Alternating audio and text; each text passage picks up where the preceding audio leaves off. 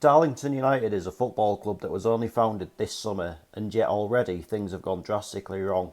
But what is the cause of all this? Let's have a discussion about it.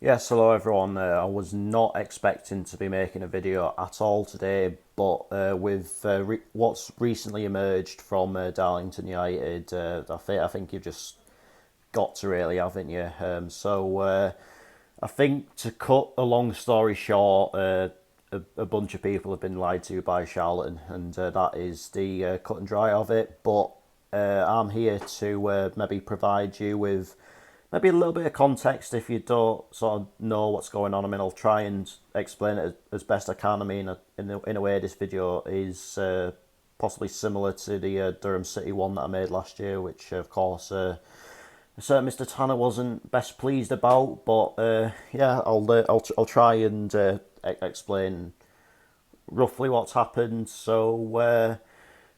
A few weeks ago, there was an announcement that there was going to be a formation of a new club that went by the name of Darlington United, and they, of course, would have been the fourth club that are playing that are representing the name of Darlington. Of course, you've got Darlington FC, who are the club that most people associate football with within Darlington, of course, in the National League North these days, before all the financial troubles, were by tradition a football league club. So I think they're obviously sort of the main one. They're the ones that obviously attract the most fans, etc. Then, of course, in the Wearside League, you've got Darlington Railway Athletic, a club, of course, formerly in the Northern League, and do still have a Northern League standard set up. So that's them. And then as well, you've got Darlington Town, a club that have had success in the last few years, but haven't really been able to move up any leagues, because obviously playing in the Wearside League at the minute, but the ground they're playing at isn't of the standard yet to be able to move into the Northern League. I don't know if that's going to change anytime soon, and you might see them maybe move up into the Northern League in a couple of years. I really don't know. But then of course came along Darlington United. At the end of last season, there was a club by the name of Redcar Newmarket playing in the North Riding League Premier Division, I think it is now, and they actually won that league at an absolute cancer last year. They won it by 18 points and had only lost one game along the way. But a bit of a shock announcement at the end of last season that they were going to be stopping first team operations. I mean, I think the name of Redcar Newmarket, I think the intention was anyway that the name of Redcar Newmarket would be kept alive through the North East Veterans League. So I think that's essentially a league for players I think maybe over 35 or something like that. So I think that was the intention. But shortly after that came the announcement that a new club under the name of Darlington United was going to form, and a lot of the players and the management went from Redcar Newmarket to Darlington United. So I think in a roundabout way you could maybe say it is a similar situation to what happened with Wimbledon and MK Dons all those years ago. But I think the main thing of all of it, which really did raise a few eyebrows, was firstly the fact that a team playing in Darlington were going to be in the North Riding League, of course. In terms of local football associations, teams in Darlington would be affiliated with the Durham FA, which I think Darlington United were going to be. I believe they'd had entry accepted into the Durham Challenge Cup, etc. But in terms of what league they'd be placed in, you'd expect a team from Darlington to be put in the Wearside League, but they were actually put in the North Riding League, which is for teams traditionally sort of in the Middlesbrough area, maybe sort of down towards Whitby and places like that as well. So definitely a few eyebrows raised there. But as well, it was announced that they were going to be playing the home games at no less than the Darlington Arena, a stadium, of course, built by the infamous George Reynolds when he was the chairman at Darlington FC. Then I think that's really what kicked off their financial troubles, if you'd like. And a friend of mine once told me that there'll be seats in that stadium that have never had an arse on them, and I think that's actually true.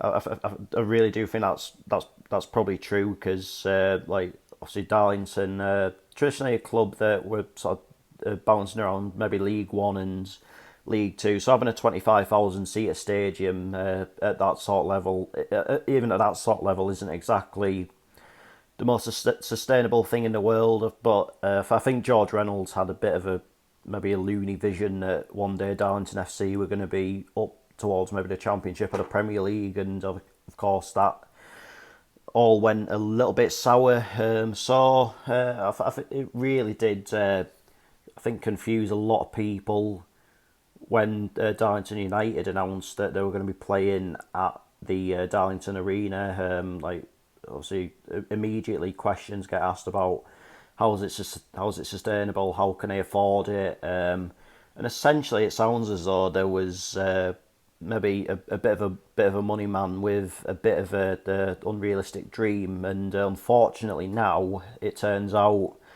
he's well and truly conned a few people with those false promises. I'll read you a statement now that's been shared around, I believe, on a forum. But this is what the players that had signed up to Darlington United have been told. Good afternoon, lads. I want to put you in the picture as to what is happening. As all of us have suspected for a while, we have unfortunately been victims of a scam and a convincing con man. Nothing he has said has come to fruition and has been a pack of lies. So I'm afraid we as a management are finished with him.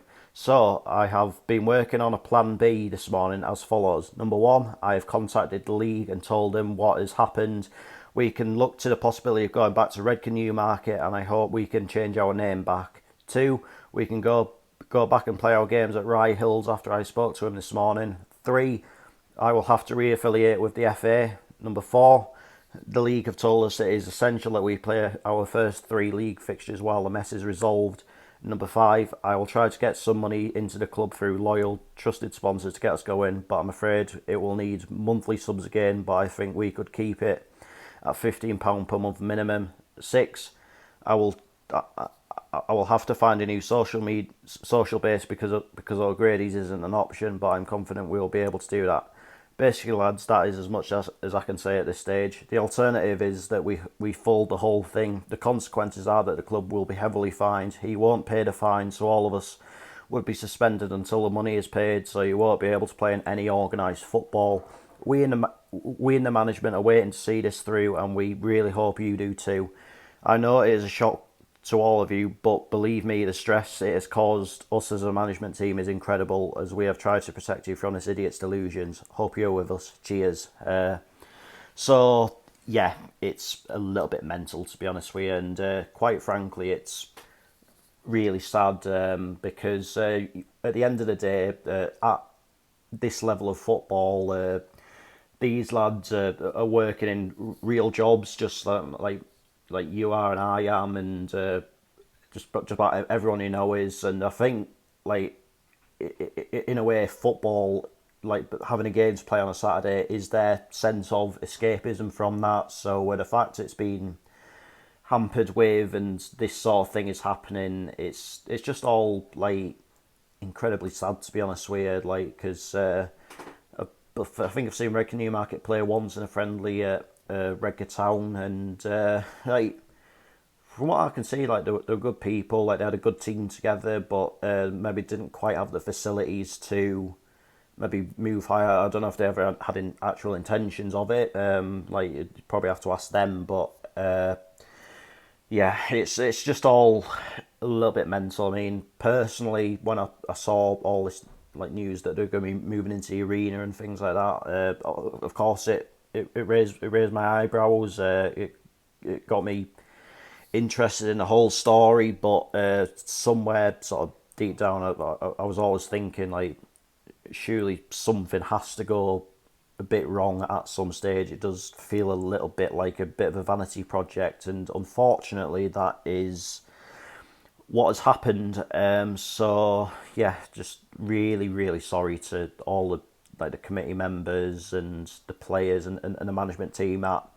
Well, I want to call them Redcar Newmarket because I think obviously that name now most definitely has a lot more credibility to it than what the name of Darlington United does. So yeah, I really am keeping my fingers crossed that the rest of the North Riding League can see sense, the FA can see sense, and the North Riding League themselves can see sense and allow them to sort of move back to Rye Hills as it is, and obviously go back under the name of Redcar Newmarket. Because at the end of the day, like as I've alluded to already, like these, like clubs such as like clubs like this, like maybe they don't have like the infrastructure or whatever to move high. I mean, obviously in the Northern League in the past few years has been some exceptions. Like you look at, I think Grangetown eventually wants to be in the Northern League. Like you look at what they're setting up now in terms of like getting floodlights installed, getting a little stand installed. Like you look at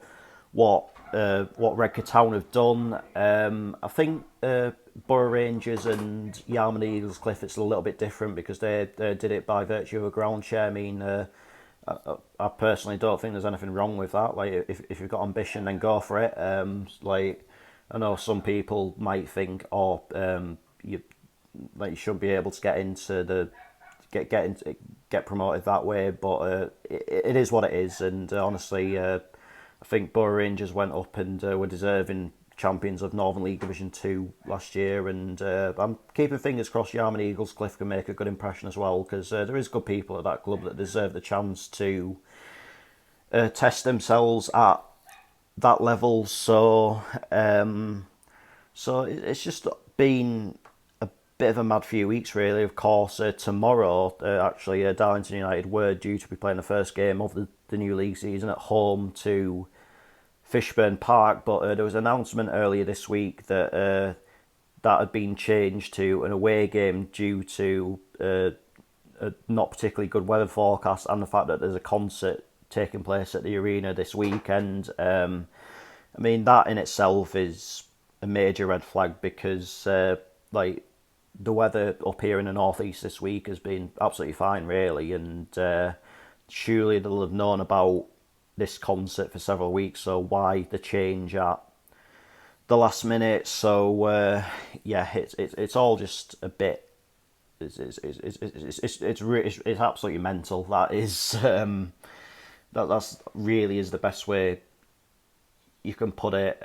So I'm like keeping my fingers crossed for everyone at like Redcar Newmarket that they can start again and like just move past all this, because you might think this like might not have any sympathy for them because you might say they've been sold a false dream and they believed it, but at the end of the day, I think every single person in the world's been scammed to some degree. Like sometimes it might be the tiniest little thing, sometimes it might be something pretty significant such as this, but yeah, sometimes it is easy to be conned. Like unfortunately, like these like con men do know how to be convincing, unfortunately, and that is sadly what's happened here. So I'm just going to leave this video here, and I'll be back tomorrow. And speaking of the North Riding League, it will be, of course,